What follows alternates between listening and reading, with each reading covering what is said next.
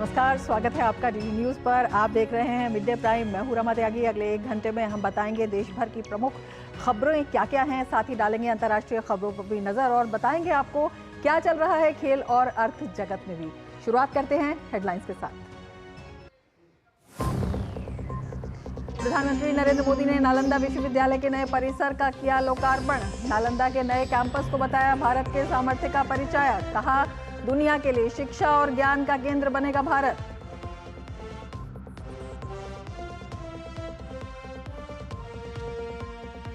हरियाणा के पूर्व मुख्यमंत्री बंसी लाल की बहू और पूर्व कांग्रेस नेता किरण चौधरी भाजपा में हुई शामिल। किरण चौधरी की बेटी श्रुति चौधरी ने भी थामा भाजपा का हाथ। कहा, भाजपा को हरियाणा में करेंगे मजबूत।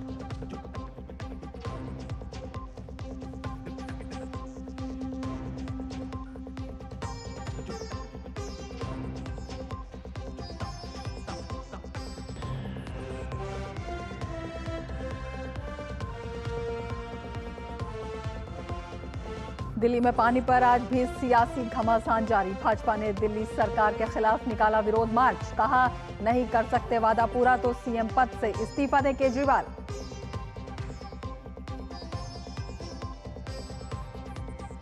भीषण गर्मी और लू झेल रहे उत्तर भारत में आज भी हीट वेव की मार। गुजरात, चेन्नई, मध्य प्रदेश के कई हिस्सों में बारिश ने दिलाई राहत, लेकिन असम में बाढ़ से हालात खराब।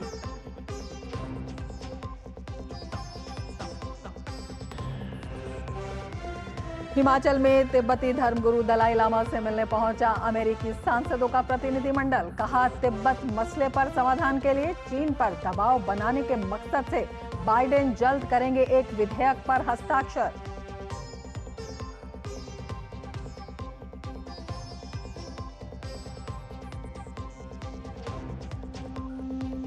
बेंगलुरु में आज दक्षिण अफ्रीका के खिलाफ दिखेगा हरमनप्रीत की टीम का जादू। वनडे सीरीज सील करने के इरादे से उतरेंगे खिलाड़ी। 3 मैचों की सीरीज में 1-0 से आगे है टीम इंडिया।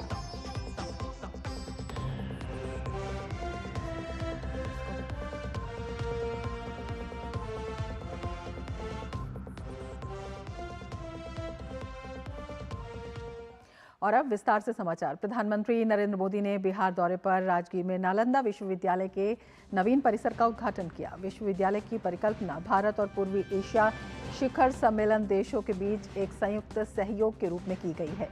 इस उद्घाटन समारोह में 17 देशों के मिशन प्रमुखों सहित कई प्रतिष्ठित गण शामिल हुए। प्रधानमंत्री नरेंद्र मोदी ने इस मौके पर परिसर में पौधारोपण भी किया।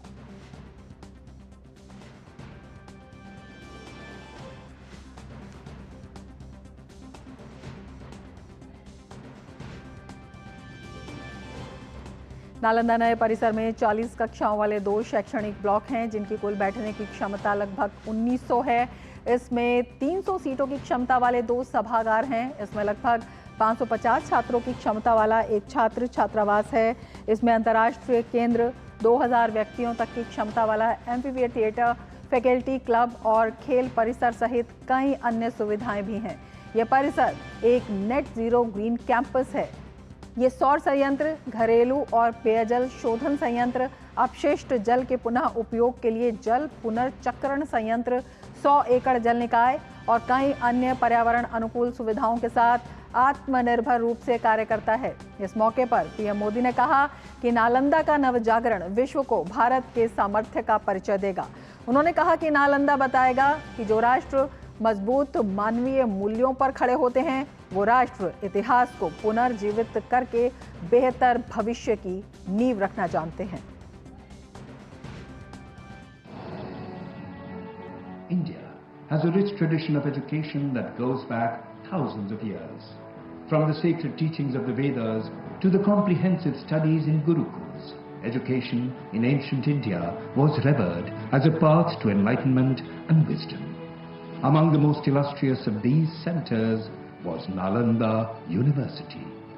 Established in the 5th century AD, this magnificent institution was the world's first residential university, housing close to 10,000 students and teachers at its peak, and a library containing close to 9 million books.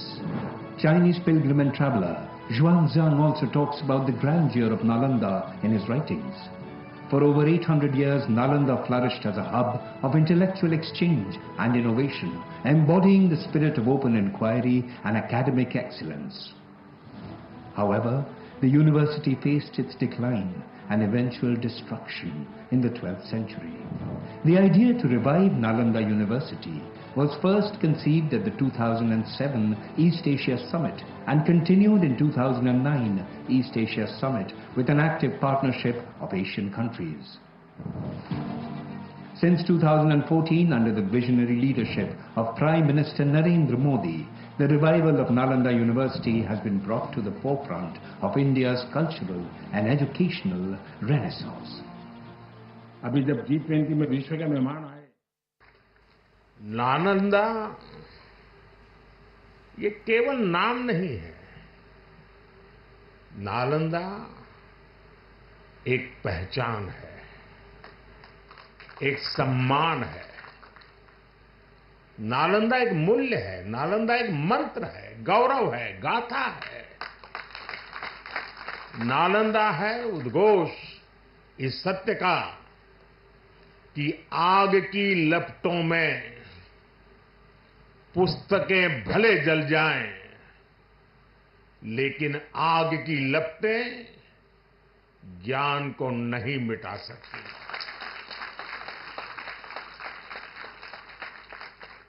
Nalanda के ध्वंस ने भारत को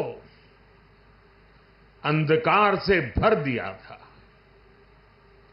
अब इसकी पुनर्स्थापना भारत के स्वर्णिम युग की शुरुआत करने जा रहा है। साथियों, अपने प्राचीन अवशेषों के समीप नालंदा का नवजागरण, ये नया कैंपस विश्व को भारत के सामर्थ्य का परिचय देगा। नालंदा बताएगा, जो राष्ट्र मजबूत मानवीय मूल्यों पर खड़े होते हैं, वो राष्ट्र इतिहास को पुनर्जीवित करके बेहतर भविष्य की नींव रखना जानते हैं। और साथियों, नालंदा केवल भारत के ही अतीत का पुनर्जागरण नहीं है, इसमें विश्व के, एशिया के कितने ही देशों की विरासत जुड़ी हुई है। प्रधानमंत्री ने यह भी कहा कि आज पूरी दुनिया की दृष्टि भारत पर है, भारत के युवाओं पर है। दुनिया बुद्ध के इस देश के साथ, मदर ऑफ डेमोक्रेसी के साथ कंधे से कंधा मिलाकर चलना चाहती है। आज पूरी दुनिया की दृष्टि भारत पर है, भारत के युवाओं पर है। दुनिया बुद्ध के इस देश के साथ, मदर ऑफ डेमोक्रेसी के साथ कंधे से कंधा मिलाकर चलना चाहती है। आप देखिए, जब भारत कहता है one earth, one family and one future, तो विश्व उसके साथ खड़ा होता है। जब भारत कहता है वन सन, वन वर्ल्ड, वन ग्रिड, तो विश्व उसके भविष्य की दिशा मानता है। जब भारत कहता है वन अर्थ, वन हेल्थ, तो विश्व उसे सम्मान देता है, स्वीकार करता है। नालंदा की ये धरती विश्व बंधुत्व की इस भावना को नया आयाम दे सकती है। इसलिए नालंदा के विद्यार्थियों का दायित्व और ज्यादा बड़ा है। इससे पहले प्रधानमंत्री नरेंद्र मोदी ने आज बिहार दौरे में प्राचीन नालंदा विश्वविद्यालय का दौरा किया। गौरतलब है कि नालंदा विश्वविद्यालय का इतिहास से गहरा संबंध है। लगभग 1600 वर्ष पूर्व स्थापित किए गए मूल नालंदा विश्वविद्यालय को विश्व के प्रथम आवासीय विश्वविद्यालयों में से एक माना जाता है। वर्ष 2016 में नालंदा के भग्नावशेष को संयुक्त राष्ट्र विरासत स्थल घोषित किया गया था।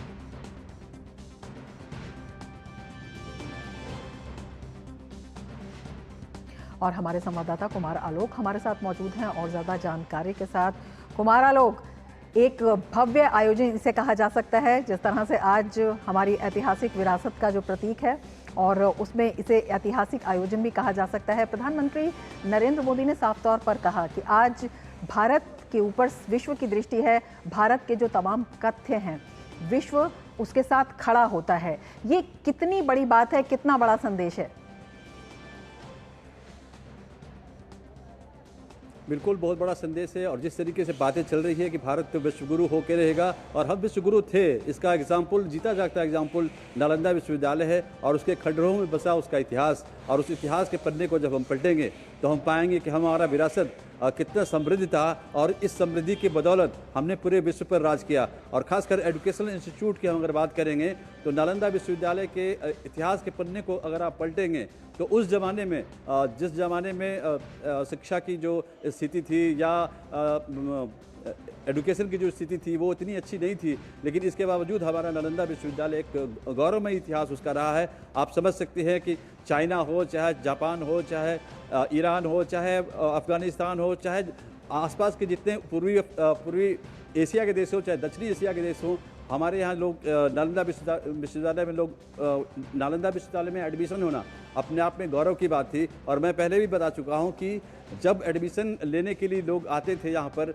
तो जो द्वारपाल होते थे वो उनका इंटरव्यू करते थे और उनके इंटरव्यू में सिलेक्शन होने के बाद वो उनका एडमिशन होता था। तो आप समझ सकते हैं कि एक द्वारपाल का कितना इंटेलेक्ट होगा, वो कितना विद्वान होगा, तो उसके फैकल्टी कैसे होंगे। तो ये नालंदा विश्वविद्यालय का एक संक्षिप्त इतिहास है। और अगर हम पूरे बौद्ध साम्राज्य को देखेंगे तो पूरे इस इलाके में बौद्ध साम्राज्य ने अपना जड़ फैलाया और बुद्ध की जो ज्ञान पिपासा थी, बुद्ध ने जो ज्ञान लोगों के बीच बांटा, उसका खासा प्रभाव पड़ा इन सारे एरियाज़ में। आज नीतीश कुमार ने भी इस बात की चर्चा की, प्रधानमंत्री ने भी इस बात की चर्चा की। नीतीश कुमार ने तो यहाँ तक कहा कि जो गांव वाले हैं, जो जिनका एक लंबा इतिहास रहा है बुद्ध और उसके जो उनका सिद्धांत रहा है, तो आप जो स्टूडेंट्स हैं वो ज़रूर जाएं, एक मौका मिले सप्ताह में एक दिन या महीना में एक दिन, तो उन ग्रामवासियों से अटैच करें अपने आप को और तब आपको पता चलेगा कि इन ग्रामवासियों का भी नालंदा विश्वविद्यालय से कैसा संबंध था। आप अगर देखेंगे कि जो वहाँ पर मेस चलता था उस ज़माने में, तो गाँव के लोग, आसपास के गाँव के लोग अन्न हो, दाल हो, चावल हो, सब्जी हो, ये डोनेट करते थे विश्वविद्यालय को और उनके डोनेशन से मेस चलता था। तो एक ज़बरदस्त कामयाबी कही जाएगी भारत की, बिहार की और ख़ासकर प्रधानमंत्री नरेंद्र मोदी की कि आज जो नालंदा विश्वविद्यालय जो वर्ल्ड विश्वविद्यालय की जो एक तरह से उद्घाटन यहाँ पर किया गया, तो इस विश्वविद्यालय में खासकर देखा जाए तो नालंदा के गौरवशाली इतिहास को ध्यान में रखते हुए आधुनिक भी बनाया गया है और उस ऐतिहासिक परंपरा को भी जिंदा रखने की कोशिश की गई है जिस पर हम नाच करते हैं। तो आज का दिन बहुत ही ऐतिहासिक रहा है। और अगर हम देखें तो महात्मा बुद्ध के साथ साथ अगर बगल का आप क्षेत्र देखें तो वहाँ पर वर्धमान महावीर का तपोवन है पावापुरी में।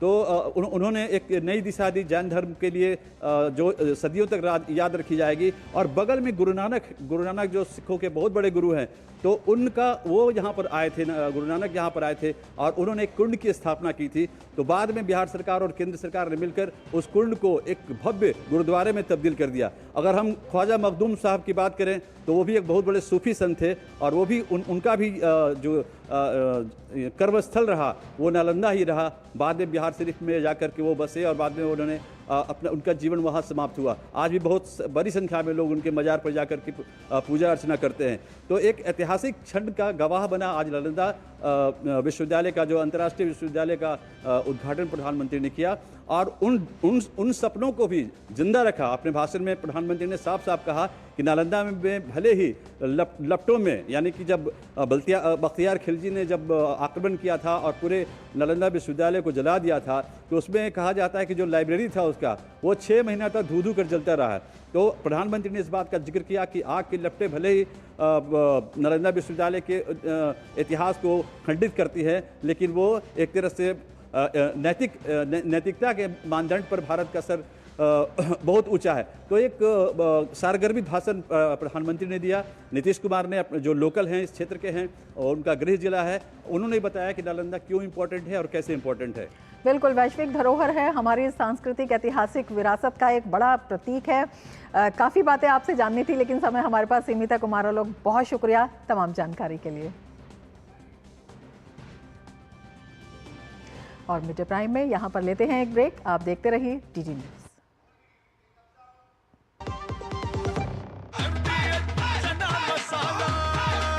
अब छोलिया हो या लोबिया, सफेद चने या काले चने, सब कुछ मजेदार बने। डॉक्टर ऑर्थो ऑयल के रेगुलर मसाज से जॉइंट हेल्थी रहते हैं। और अगर प्रॉब्लम बहुत पुरानी है तो डॉक्टर ऑर्थो कैप्सूल्स साथ लेना ना भूलें।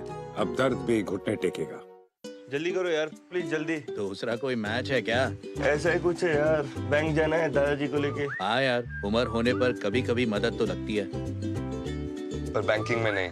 वैसे भी RBI कहता है सीनियर सिटीजन सबसे पहले। अगर आप 70 साल से ऊपर हैं और आप बैंक नहीं जा सकते तो बैंक आएगा आपके पास जरूरी सेवाएं लेकर, वो भी वाजिब दरों पर। सीनियर सबसे पहले। RBI कहता है जानकार बनिए, सतर्क रहिए। You know it's only a drill, and yet you train like it is the real thing. Because one day, at a second's notice, it will be. One day, you'll come together as an invincible team. And every second you save will be a life saved. The Indian Air Force is looking for an exceptional team. A team that is truly a cut above. Join the Indian Air Force to be a cut above. लाल रंग इसका अपार, तीखा कम है फिर भी स्वाद। बेमिसाल, बेमिसाल, MDH Kashmiri. MDH Kashmiri. MDH। Break के बाद फिर से आपका स्वागत है। आगे बढ़ते हैं। हरियाणा में अंदरूनी टकरावों के चलते कांग्रेस से इस्तीफा देने के बाद दिग्गज नेता किरण चौधरी और श्रुति चौधरी ने बीजेपी का दामन थाम लिया है। विधानसभा चुनाव से पहले कांग्रेस के लिए ये बड़ा झटका साबित हो सकता है। इसकी जानकारी देते हुए भिवानी के तोशाम से MLA किरण चौधरी और पूर्व सांसद श्रुति चौधरी ने कहा कि वो बीजेपी की रीति नीति से प्रभावित होकर पार्टी ज्वाइन कर रही हैं। केंद्रीय मंत्री मनोहर लाल ने दोनों को पार्टी की सदस्यता दिलाई।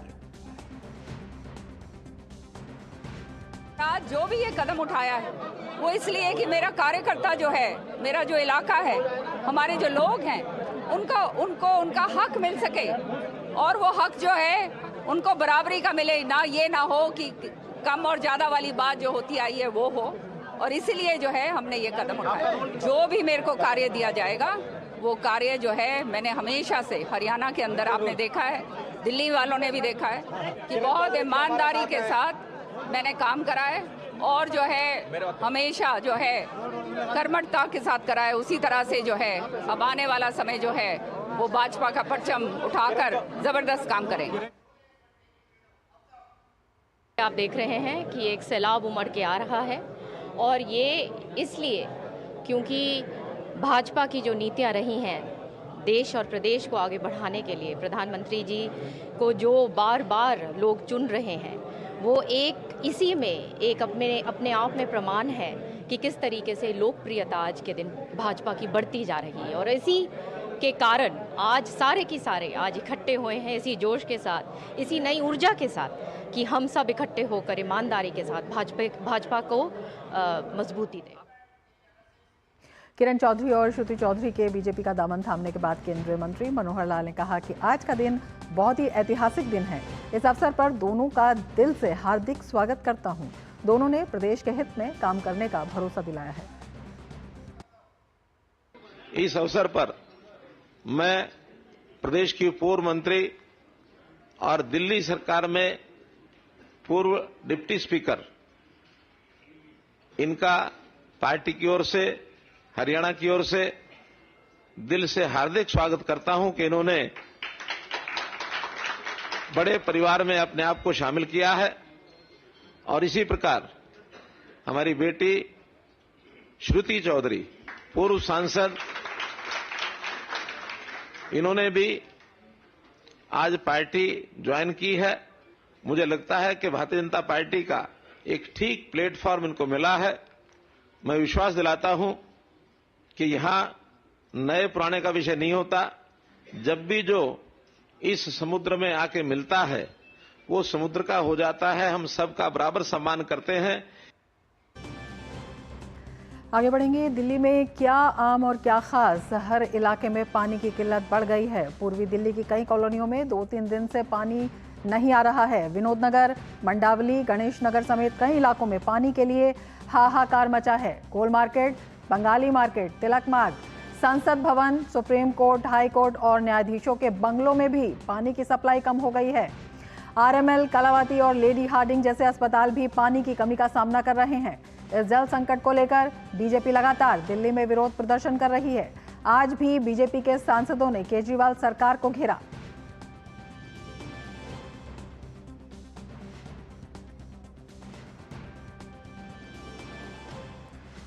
तो प्रचंड गर्मी में दिल्ली लगातार पानी के लिए तरस रही है। हर इलाके में पानी का संकट है। तमाम इलाके, संसद भवन, सुप्रीम कोर्ट, यानी यहां तक कि न्यायाधीशों के बंगले भी पानी की किल्लत झेल रहे हैं। आरएमएल, कलावती और लेडी हार्डिंग जैसे बड़े अस्पताल जहां पर पानी बेहद ज़रूरी है, वहां भी पानी नहीं है। दिल्ली के हर इलाके में पानी की किल्लत बढ़ी है। लगातार बढ़ती गर्मी में ये पानी की किल्लत जानलेवा साबित हो रही है। देखिए, पानी के बारे में अनेकों बार हमने ये मुद्दा दिल्ली विधानसभा के अंदर भी उठाया जब मैं लीडर ऑफ अपोजिशन था, और दिल्ली विधानसभा के बाहर भी उठाया है। दिल्ली के मुख्यमंत्री अरविंद केजरीवाल ने एक बार नहीं बल्कि 1 दर्जन बार दिल्ली के लोगों से वायदा किया कि हम दिल्ली के लोगों के लिए 24 घंटे पीने का पानी उपलब्ध कराएंगे, कि हम मुरादनगर से 150 MGD पानी पाइपलाइन बिछाकर लाएंगे। उन्होंने ये भी कहा था कि हिमाचल से भी हम पाइपलाइन बिछाकर दिल्ली के लिए 140 MGD पानी लेकर आएंगे। आखिर अरविंद केजरीवाल ने जो कुछ कहा, जो उनकी कमिटमेंट थी, जो कुछ व्यवस्था उनको करनी थी, व्यवस्था तो की नहीं गई। अब आरोप प्रत्यारोप करना, और वो एक बार नहीं अनेकों बार सुप्रीम कोर्ट के पास गए हैं। सुप्रीम कोर्ट ने भी उनको अच्छी खासी फटकार लगाई है। दिल्ली प्रदेश अध्यक्ष वीरेंद्र सचदेवा के नेतृत्व में पानी की कमी के खिलाफ दिल्ली भाजपा ने वार्ड स्तर पर पैदल मार्च निकाला। वीरेंद्र सचदेवा ने कहा कि दिल्ली में जो आज पानी की कमी हो रही है, उसकी जिम्मेदार सिर्फ और सिर्फ दिल्ली की नाकारा आम आदमी पार्टी की सरकार है। पानी संकट पर वीरेंद्र सचदेवा ने खास बातचीत की हमारे संवाददाता डॉक्टर सुयश शर्मा से। सर, आप लगातार प्रदर्शन कर रहे हैं और आपकी ये कोशिश है कि दिल्ली की जनता को पानी मिले। कब तक ये प्रदर्शन? देखिए, दिल्ली की जनता को पानी मिले ये उनका हक है और उनके हक की लड़ाई हम लड़ते रहेंगे। दिल्ली के विधायक, दिल्ली के मंत्री एक एक बूंद इन जनता का पानी छीन रहे हैं, व्यापारियों को बेच रहे हैं, कालाबाजारी कर रहे हैं। मैं हाथ जोड़ के विनती करता हूं दिल्ली सरकार के मंत्रियों से, विधायकों से कि कृपया करके चोरी बंद कर लो, कालाबाजारी बंद कर दो, पानी का गोरख धंधा बंद कर दो, पानी की लीकेज ठीक कर दो। इन भाई बहनों को पानी मिल जाएगा। कि दिल्ली की जो जल मंत्री हैं उन्होंने बोला है कि 50 करोड़ रुपए से ज़्यादा का हम मेंटेनेंस में खर्चा कर चुके हैं। तो जो बीजेपी आरोप लगा रही है कि मेंटेनेंस नहीं किया है सरासर। मैं उनसे एक बात पूछना चाहता हूं कि जब जल बोर्ड 600 करोड़ के फायदे में मिला था तो आज 73,000 करोड़ के घाटे में क्यों है? वो हजारों करोड़ रुपए आम आदमी पार्टी के विधायक मंत्री खा गए, उसका हिसाब दे दें। बांसुरी स्वराज ने आज मोदी नगर में पानी की समस्या को लेकर केजरीवाल सरकार के खिलाफ मटका फोड़ प्रदर्शन किया। सांसद बांसुरी स्वराज से बातचीत की हमारी संवाददाता डॉक्टर सुयश शर्मा ने।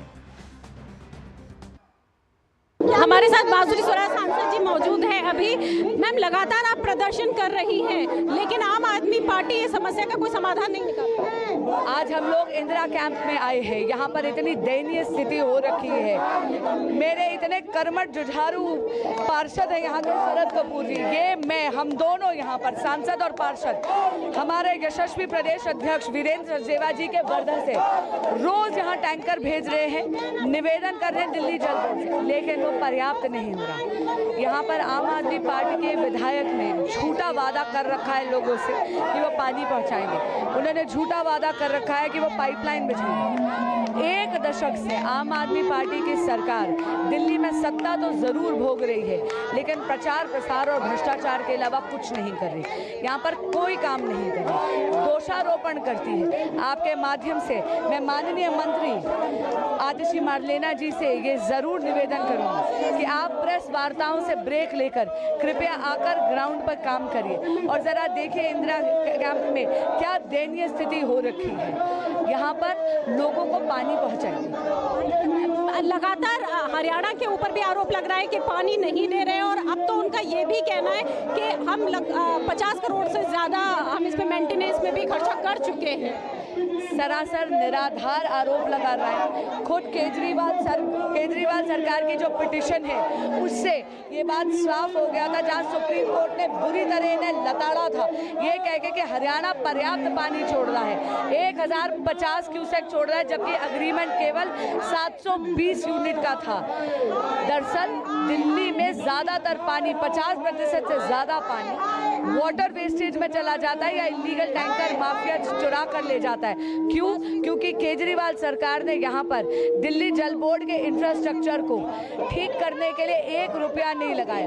दिल्ली जल बोर्ड का पूरा इंफ्रास्ट्रक्चर चरमरा रहा है। मैं आपके माध्यम से इनको कहना चाहूंगी कि दोषारोपण ना करें और आकर जनता की मदद करें। बीजेपी का प्रदर्शन लगातार जारी है। जैसा कहा बांसुरी स्वराज ने भी कि हम लगातार ये प्रदर्शन करते रहेंगे और तब तक करेंगे जब तक कि दिल्ली की जनता को पर्याप्त पानी नहीं मिल जाता है। कैमरा पर्सन कुमार दत्ता के साथ मैं डॉक्टर सुयश शर्मा, डीडी न्यूज दिल्ली।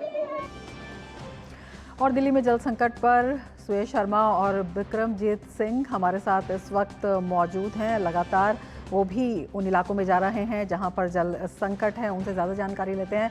सुयश, सबसे पहले आपके पास आना चाहेंगे, सबसे पहले यही जानना चाहेंगे कि किस तरह से पानी की जो किल्लत है वो लगातार बढ़ रही है और क्या ये जो समस्या है सियासी जो झोल है उसमें उलझ गई है, सियासी लड़ाई के अंदर?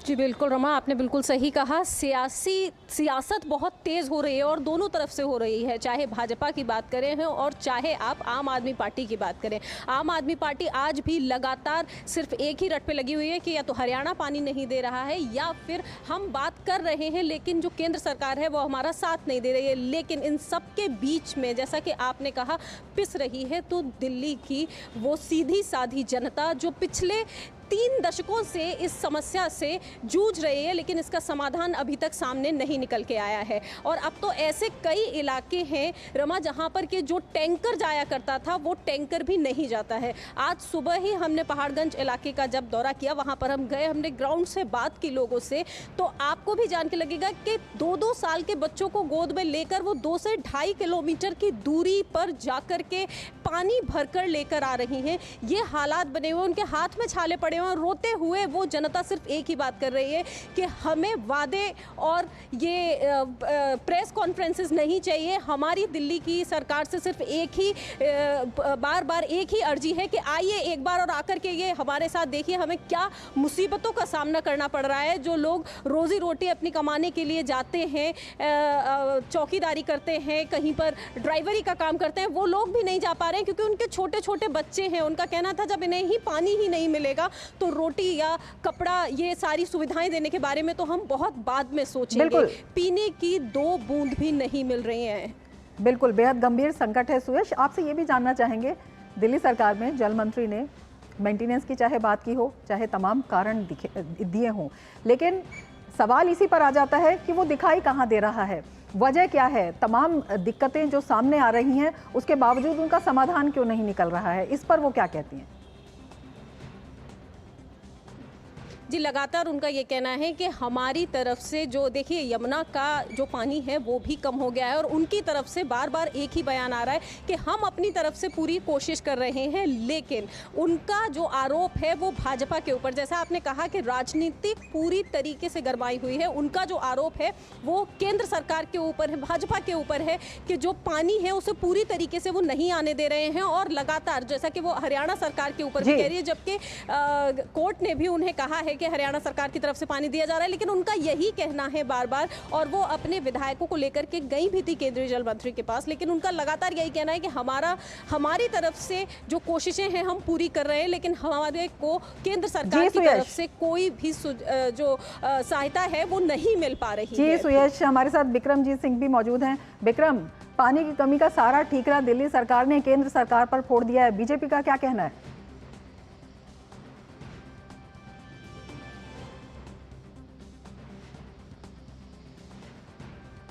बिक्रम, आप तक हमारी आवाज आ रही है? बिक्रम, आप हमें सुन पा रहे हैं? बिक्रम तक हमारी आवाज नहीं आ पा रही है। सुयश के पास दोबारा चलते हैं। सुयश, ये बताइए कि किस तरह से जो बीजेपी है लगातार विरोध प्रदर्शन कर रही है, बहुत संक्षिप्त में।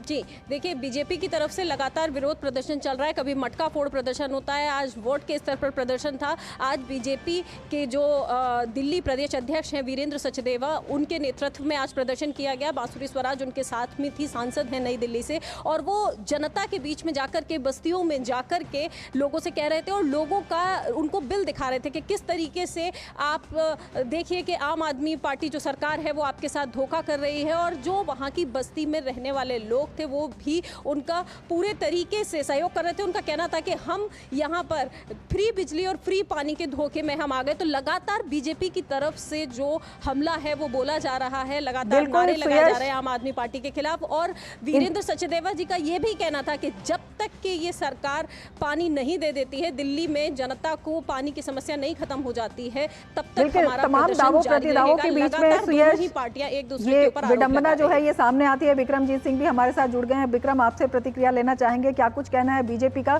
क्योंकि दिल्ली सरकार जो है वो केंद्र सरकार को जिम्मेदार ठहरा रही है, लेकिन दिल्ली सरकार का जो एक भी मंत्री है या वहां के जो प्रतिनिधि हैं वो जमीन पर दिखाई नहीं दे रहे हैं।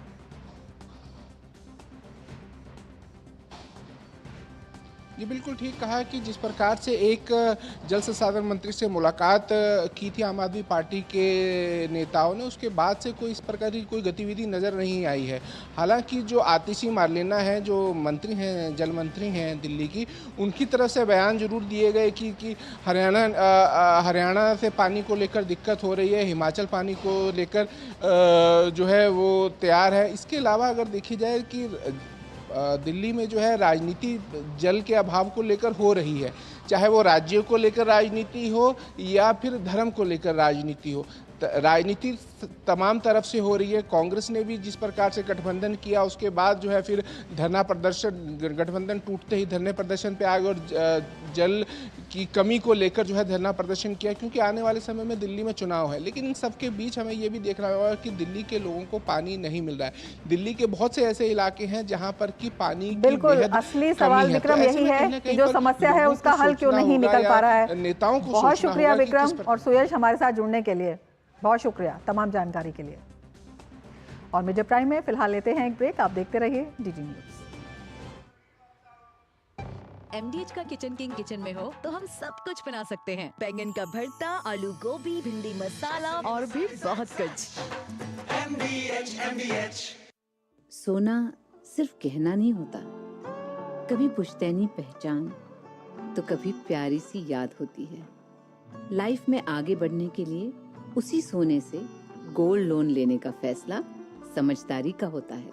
मुथूट फाइनेंस ये बात समझते हैं, इसीलिए वो ईमानदारी, सच्चाई और आपके विश्वास को सबसे बढ़कर मानते हैं। मुथूट फाइनेंस, सदियों का भरोसा हमेशा के लिए। तो गोल्ड लोन के लिए कॉल करें 1-800-313-1212। योग व्यक्ति, परिवार, समाज, देश, विश्व और संपूर्ण मानवता को जोड़ता। देश देश का पथदर्शन, अंतर मन का नव सर्जन। विश्व एक परिवार ने योग को किया है वंदन। जन जन के जीवन का हिस्सा है योग। 21 जून 2024 को है 10वां अंतर्राष्ट्रीय योग दिवस। इस बार योग दिवस की थीम है स्वयं और समाज के लिए योग। आइए हर गांव, हर शहर में योग उत्सव मनाएं। इस वैश्विक अभियान को सफल बनाएं। ब्रेक के बाद फिर से आपका स्वागत है। उपराष्ट्रपति जगदीप धनखड़ मध्य प्रदेश के डिंडौरी पहुंचे, जहां विश्व सिकल सेल एनीमिया उन्मूलन दिवस के मौके पर परामर्श शिविर में उन्होंने कहा कि आयुष्मान योजना के माध्यम से इस बीमारी को जड़ से खत्म करेंगे। उपराष्ट्रपति ने कहा कि सिकल सेल बीमारी का पूर्ण उन्मूलन का संकल्प भारत के प्रधानमंत्री ने लिया है। इस मौके पर राज्यपाल मंगूभाई पटेल, मुख्यमंत्री डॉक्टर मोहन यादव, उप मुख्यमंत्री राजेंद्र शुक्ला, ग्रामीण विकास मंत्री प्रहलाद पटेल सहित अन्य अतिथि भी मौजूद रहे। इस परामर्श सिकल सेल शिविर में जिले भर से 1970 मरीज आए। भारत की पहचान जनजाति कल्चर है। भारत की पहचान में आपका बहुत बड़ा योगदान है और इसी वजह से भारत के प्रधानमंत्री ने 2 बड़े संकल्प लिए हैं, महान संकल्प लिए हैं। एक कि जब भारत, जहां दुनिया का 1/6 हिस्सा रहता है, 1/6 ऑफ ह्यूमैनिटी रहती है, जब वो आजादी की शताब्दी मनाएगा 2047 में, तो भारत विकसित राष्ट्र होगा और विकसित राष्ट्र की पहचान होगी सिकल सेल बीमारी का पूर्ण उन्मूलन। यह दृढ़ संकल्प भारत के प्रधानमंत्री ने लिया है और भारत के प्रधानमंत्री ने इसकी घोषणा जुलाई 2023 में आपके पड़ोसी जिले शहडोल से की है। विश्व सिकल सेल दिवस पर डिंडौरी में उपराष्ट्रपति जगदीप धनखड़ ने अपना संबोधन दिया और कहा कि इस बीमारी को जड़ से खत्म करेंगे। 2047 तक सिकल सेल बीमारी का पूर्ण उन्मूलन करना है, ये संकल्प भारत के प्रधानमंत्री ने लिया है। उपराष्ट्रपति ने कहा कि 2047 का हवन शुरू हो चुका है, सबको आहुति देनी है। सिकल सेल बीमारी की आहुति सभी को देनी है और आयुष्मान योजना के माध्यम से इसका इलाज होगा। और विश्व सिकल सेल दिवस के मौके पर प्रधानमंत्री नरेंद्र मोदी ने इस बीमारी को रोकने की अपनी प्रतिबद्धता को दोहराया। प्रधानमंत्री ने सोशल मीडिया प्लेटफॉर्म एक्स पर पोस्ट करते हुए लिखा कि विश्व सिकल सेल दिवस पर हम इस बीमारी पर काबू पाने के लिए अपनी प्रतिबद्धता दोहराते हैं। पिछले साल हमने राष्ट्रीय सिकल सेल एनीमिया उन्मूलन मिशन शुरू किया था और जागरूकता पैदा करने, सार्वभौमिक जांच, प्रारंभिक पहचान और उचित देखभाल जैसे पहलुओं पर काम कर रहे हैं। हम इस क्षेत्र में प्रौद्योगिकी की शक्ति का भी लाभ उठा रहे हैं। तो रक्त विकार ऐसी स्थितियां हैं जो रक्त में जो है विकार उत्पन्न करती हैं और कई जटिलताओं का कारण बन सकती हैं। कई रक्त विकार ऐसे हैं जो माता पिता से बच्चों में आते हैं और ऐसी ही एक समस्या है सिकल सेल रोग। क्या है ये स्थिति और कैसे किया जाता है सिकल सेल रोग का उपचार, आइए समझते हैं। सिकल सेल रोग एक वंशानुगत रक्त विकार है जो हीमोग्लोबिन को प्रभावित करता है। प्रत्येक रक्त कोशिका एक अवशिष्ट कोशिका के रूप में जीवन शुरू करती है, जिसे स्टेम सेल कहा जाता है। हीमोग्लोबिन जो एक मॉलिक्यूल है उसमें 2 चेन होती हैं, अल्फा चेन और बीटा चेन। तो सिकल सेल का जो बीमारी है उसमें बीटा चेन में डिफेक्ट आ जाता है और ये जो डिफेक्टिव हीमोग्लोबिन बनता है, ये जो हमारे रेड सेल्स हैं उनका लाइफ स्पैन छोटा कर देता है, जिसके कारण जो हमारे रेड सेल्स हैं वो शरीर में टूट जाते हैं और टूटने के कारण हीमोग्लोबिन कम हो जाता है। दूसरा कि जो डिफेक्टिव हीमोग्लोबिन है ये रेड सेल्स में जम जाता है और जमने के कारण जो रेड सेल्स हैं उनकी जो शेप है वो बदल जाती है। तो अधिकतर जो रेड सेल्स होते हैं वो बाइकनकेव शेप के होते हैं, लेकिन जो सिकल सेल के मरीज़ों में जो रेड सेल्स हैं वो सिकल की शेप के बन जाते हैं। इसीलिए इसको हम सिकल सेल डिजीज़ कहते हैं, क्योंकि आरबीसी की शेप ही बदल जाती है। और क्योंकि आरबीसी की शेप बदल जाती है तो वो हमारी रक्त कोशिकाओं से जब पास करते हैं तो वो अच्छे से पास नहीं कर पाते हैं और वो वहाँ पे जाके रक्त कोशिकाओं को ब्लॉक कर देते हैं। रक्त कोशिकाएं जब ब्लॉक हो जाती हैं तो ऑर्गन्स में ब्लड सप्लाई कम हो जाती है और ऑर्गन्स में ब्लड सप्लाई कम होने के कारण पेशेंट्स को पेन होता है। तो बोन पेन हो सकता है पेशेंट्स को चेस्ट सिंड्रोम, चेस्ट में पेन हो सकता है, पेशेंट्स को स्प्लीन में पेन हो सकता है। सिकल सेल रोग होने पर आनुवंशिक उत्परिवर्तन के कारण लाल रक्त कोशिकाएं अर्धचंद्राकार यानी सिकल के आकार की हो जाती हैं। ये सिकल आकार की लाल रक्त कोशिकाएं आसानी से मुड़ती या हिलती नहीं है और शरीर के अन्य भागों में रक्त के प्रवाह को अवरोधित करती है। सिकल का इलाज जो होता है उसमें एक फोलिक एसिड की गोली होती है जो कि खून को बढ़ाने में काम आती है, वो तो हर एक को देनी ही चाहिए। उसके अलावा दवाई होती है, अगर हम वो इन पेशेंट्स को दें तो उनका न केवल खून बढ़ता है बल्कि जो उनको बार बार रक्त कोशिकाएं ब्लॉक होने के कारण पेन होते हैं शरीर में और चेस्ट पेन्स होते हैं, सांस फूलती हैं, वो सब कॉम्प्लिकेशंस भी हैं, वो उस मेडिसिन से कम हो जाती हैं। सिकल सेल रोग होने पर एनीमिया, दर्द होना, हाथ पैरों में सूजन, बार बार संक्रमण होना, बच्चे के विकास की गति धीमी होना या विलंबित विकास, दृष्टि संबंधित समस्याएं या बुखार, सांस लेने में परेशानी, हड्डियों, पेट व छाती में दर्द जैसे लक्षण उत्पन्न हो सकते हैं। अधिकतर पेशेंट्स जो होते हैं वो एडल्ट लाइफ तक भी डायग्नोज नहीं हो पाते हैं। उन लोगों को खून की कमी रहती है, उन लोगों को चलने फिरने में थकान रहती है। वो जब हाई ऑल्टीट्यूड्स पे, जब किसी हिल स्टेशंस वगैरह पे, लद्दाख में, शिमला में वहाँ जाते हैं तो एकदम से उनको अटैक आता है और एकदम से उन लोगों को चेस्ट पेन होता है, सांस फूलती है, तब जाके कई बार वो बीमारी डायग्नोज होती है और वो लाइफ थ्रेटनिंग हो जाती है उन सिचुएशंस में। तो जिन पेशेंट्स को सिकल होता है, अगर पहले से पता हो कि सिकल है तो वो उन सिचुएशंस को अवॉइड करें। तो इसलिए अवेयरनेस क्रिएट करना, इस जो डे है सिकल सेल डे, उसकी जो इम्पॉर्टेंस है वो ये है कि हमको लोगों में अवेयरनेस क्रिएट करनी है ताकि कॉम्प्लिकेशन से बचा जा सके और फैमिली स्क्रीनिंग की जाए और उनको काउंसलिंग दें कि शादी के दौरान आप अपने पार्टनर का भी ये टेस्ट कराएं ताकि ये आगे फैमिली में ना फैले। सिकल सेल रोग के लक्षणों के प्रति जागरूक और सतर्क रहें। साथ ही एक रक्त जांच करवा के ये जान लें कि कहीं आप सिकल सेल ट्रेट तो नहीं, जिससे ये वंशानुगत रोग बच्चों में आने से रोका जा सके। किरण भारद्वाज, डीडी न्यूज। और सिकल सेल विकार के बारे में और ज़्यादा जानकारी के लिए हमारे साथ डॉक्टर सुमित मेहंदीरत्ता जुड़े हुए हैं, वरिष्ठ विशेषज्ञ हैं बाल रोग विभाग, सफदरजंग अस्पताल से। डॉक्टर सुमित, बहुत स्वागत है आपका हमारे इस कार्यक्रम में। सबसे पहले आपसे यही जानना चाहेंगे कि कितना ये गंभीर विकार है और इसके प्रति जागरूकता जो है वो कितनी ज़रूरी है।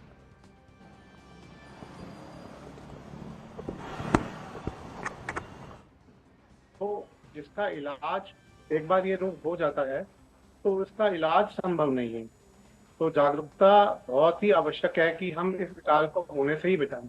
जैसा कि हमारे माननीय प्रधानमंत्री ने भी संकल्प लिया है और एक national guideline sickle cell anaemia की प्रभाव हो गई है कि हमको स्क्रीनिंग करके ये पता लगाना है कि किस तरीके से इस रोग को बचाया जा सकता है। बिल्कुल, आपसे ये भी जानना चाहेंगे कि बिल्कुल लंबे समय तक कई बार ऐसा होता है कि जो ये विकार है या समस्या है इसका पता नहीं लग पाता है, क्योंकि जो इसके लक्षण होते हैं बहुत सारी और जो बीमारियां हैं उनसे भी मिलते जुलते हैं। तो किस तरह की विशिष्ट जांच इसमें होती है, किस उम्र में वो करानी चाहिए और किस तरह के ऐसे लक्षण हैं जिन्हें देखकर वो जांच करानी चाहिए? लक्षण कई तरह के होते हैं। बच्चों में खून की कमी होती है, विकास की वृद्धि में रोकथाम होती है। इसमें क्या होता है कि जैसा कि अभी बताया गया कि जो सिकल सेल रोग है, हमारे जो रक्त कोशिका में लाल कण होते हैं ये सिकल शेप, हसिया शेप के हो जाते हैं। तो ये जो सेल हैं ये ज्यादा चिपचिपे होते हैं, रक्त कोशिकाओं में रक्त के प्रवाह को रोक देते हैं। इस कारण से अनेक तरह की समस्याएं हो जाती हैं। खून की कमी होती है, ये जो हमारा स्प्लीन है जो रक्त को प्रवाह को, जो इन्फेक्शन को प्रिवेंट करता है, इसमें ये सेल जल्दी टूट जाते हैं। खून की कमी होती है और ये कोशिकाओं में प्रवाह जहाँ जहाँ रुकता है वहां पे जाके ये अलग अलग तरह की समस्याएं पैदा कर सकते हैं। जैसे कि रक्त का प्रवाह रुक जाता है तो अल्सर, छाती में दर्द होना, हाथों पैरों में सूजन आना, बार बार इन्फेक्शन होना, संक्रमण होना, तो इस तरह के लक्षण आते हैं। तो बच्चों में ये लक्षण खून की कमी की वजह से होते हैं, या बच्चों में कभी कभी जब बहुत ज्यादा इन्फेक्शन या संक्रमण हो जाता है, सांस लेने में तकलीफ होती है, पेट या छाती में दर्द होना शुरू हो जाता है, तो बच्चों को अस्पताल में लाया जाता है। उस समय ये लक्षण डायग्नोज हो जाते हैं और इसके लिए बहुत ही सरल उपाय है ब्लड टेस्ट का।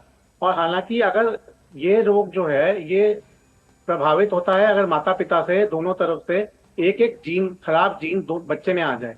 अगर कैरियर होते हैं तो कैरियर में इसका प्रभाव नहीं होता है, तो अगर एक एक जीन दोनों में आ जाए तो ये सिकल सेल रोग पूरा हो जाता है। डॉक्टर सुमित, आपसे ये भी जानना चाहेंगे, ये कितने इसके प्रकार होते हैं? ये आनुवांशिक होता है और ये जो कैरियर है उसके द्वारा भी पहुंच सकता है? कहाँ पर पहुंच सकता है? ये आनुवांशिक भी होता है, और आपने जिस तरह से बताया कि ये जो है या किसी के थ्रू भी हो सकता है, इस रोग का वाहक भी कोई व्यक्ति बन सकता है।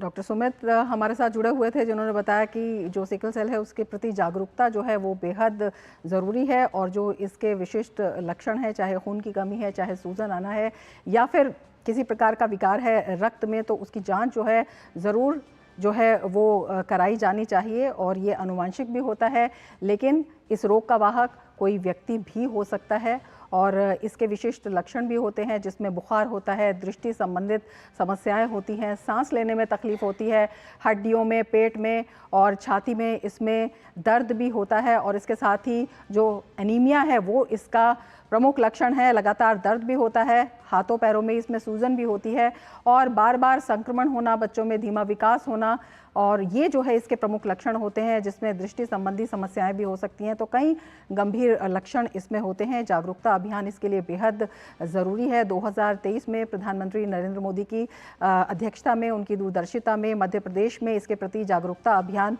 शुरू किया गया था, और तब से आयुष्मान भारत योजना के जो लाभार्थी हैं और विभिन्न जो कल्याण केंद्र हैं सरकारी, वहां पर जाकर जांच कराई जा सकती है, और एक मिशन रखा गया है कि 2047 तक इसे जड़ से उखाड़ फेंकना है। डॉक्टर सुमित, बहुत शुक्रिया हमारे साथ जुड़ने के लिए और तमाम जानकारी साझा करने के लिए। आगे बढ़ेंगे। अमेरिकी सांसदों का एक समूह तिब्बती आध्यात्मिक नेता दलाई लामा से मिलने के लिए दलाई लामा के मंदिर पहुंचा। प्रतिनिधिमंडल के प्रमुख ने कहा कि राष्ट्रपति जो बाइडेन जल्द ही एक विधेयक पर हस्ताक्षर करेंगे, जिसका उद्देश्य तिब्बत विवाद को सुलझाने के लिए चीन पर दबाव डालना है।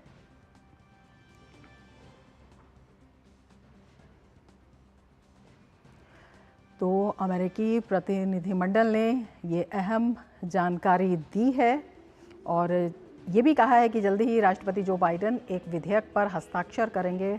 अपने आप ही इस पूरे मामले में ये एक महत्वपूर्ण डेवलपमेंट कहा जा सकता है। तिब्बत विवाद को सुलझाने के लिए चीन पर दबाव डालना विधेयक का उद्देश्य है, और धर्मगुरु दलाई लामा से अमेरिकी प्रतिनिधिमंडल मिलने पहुंचा।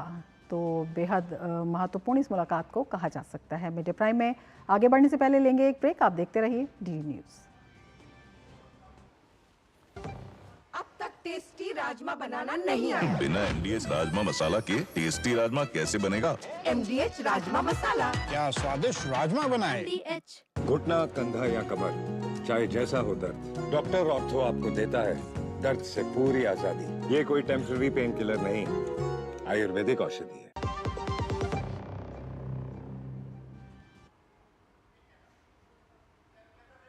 ब्रेक के बाद फिर से आपका स्वागत है। मीडिया प्राइम में आगे बढ़ेंगे खबरों में। दिल्ली NCR समेत पूरे उत्तर भारत के लोग प्रचंड गर्मी से परेशान हैं।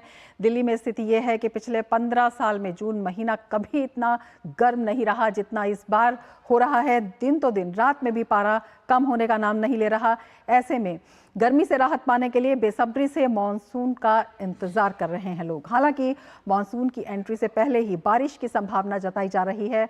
मौसम विभाग के अनुमान के मुताबिक वेस्टर्न डिस्टर्बेंसेस के चलते दिल्ली समेत उत्तर भारत के शहरों में आने वाले दिनों में मौसम बदल सकता है, जिससे लोगों को इस भीषण गर्मी से थोड़ी राहत मिल सकती है। प्रचंड गर्मी से लोगों का हाल बेहाल है। इस साल पुराने कई रिकॉर्ड टूट चुके हैं। दिल्ली में जून का महीना पिछले 15 साल में सबसे ज्यादा गर्म रहा। इस साल उच्चतम तापमान 47 डिग्री सेल्सियस दर्ज किया गया। अगर बात करें पिछले साल 2023 की, तो जून में उच्चतम तापमान 41.8 डिग्री दर्ज किया गया था। वहीं साल 2022 में 44.2 डिग्री, 2021 में 43 डिग्री और 2019 में 45.6 डिग्री दर्ज किया गया। देश के अन्य हिस्सों की बात की जाए तो उत्तर प्रदेश के कई हिस्सों में लू से लेकर भीषण गर्मी की स्थिति देखी गई है।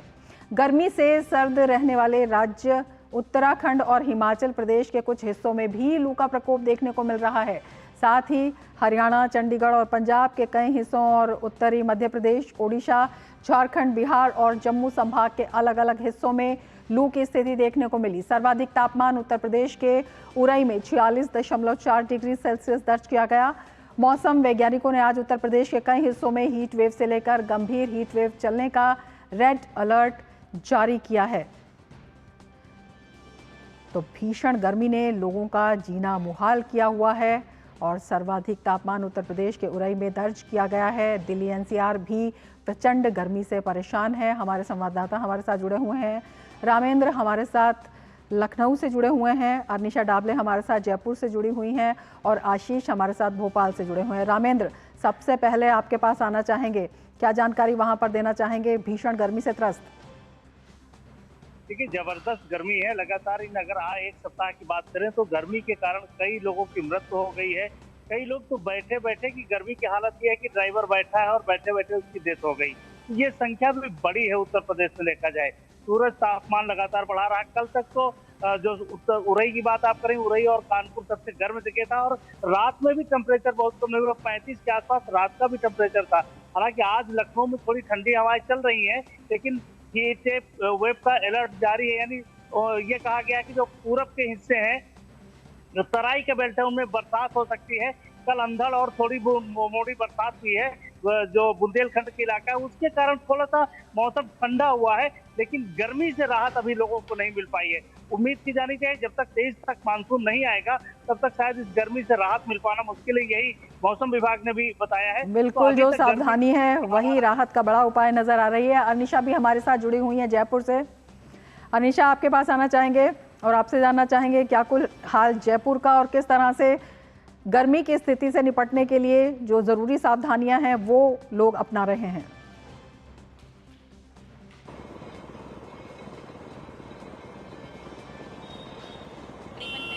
डिग्री बना हुआ है राजस्थान के अधिकांश जिलों में। और अनिशा हमारे साथ जुड़ी हुई हैं।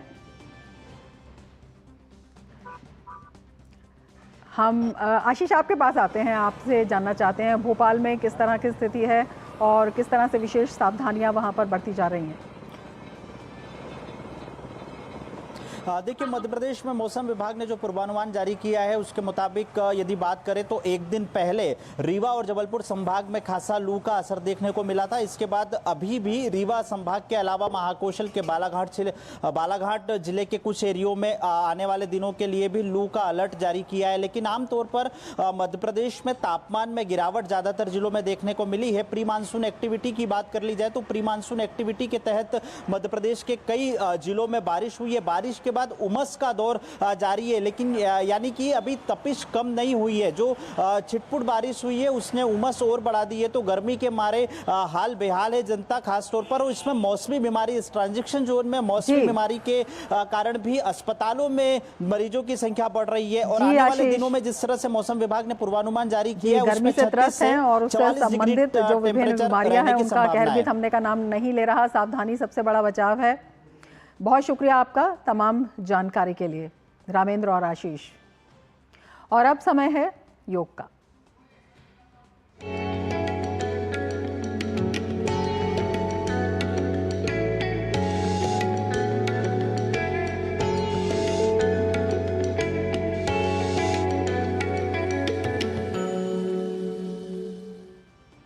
अंतर्राष्ट्रीय योग दिवस का जश्न मनाने के लिए आईटीबीपी के हिमवीरों ने ओडिशा के खोर्धा में बारिणी मंदिर में एक संयुक्त योग सत्र का आयोजन किया।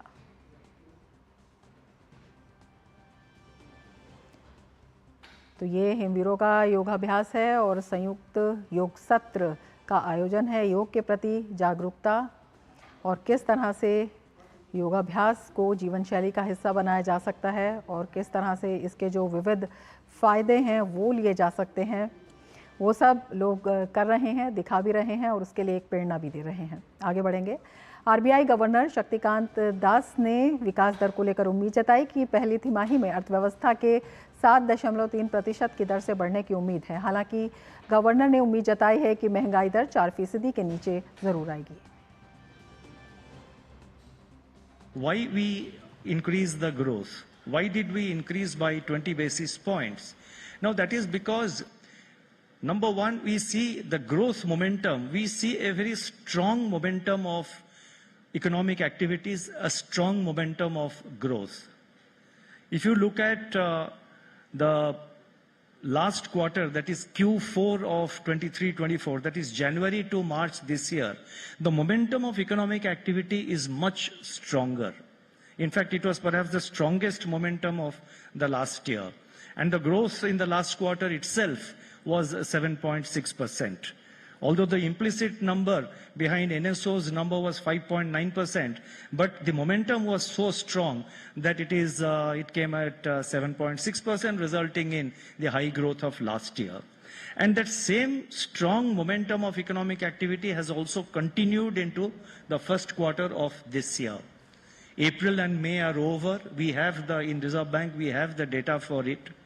June also, we are in the third week of June now. The data is also available with us. So we see the momentum is well sustained.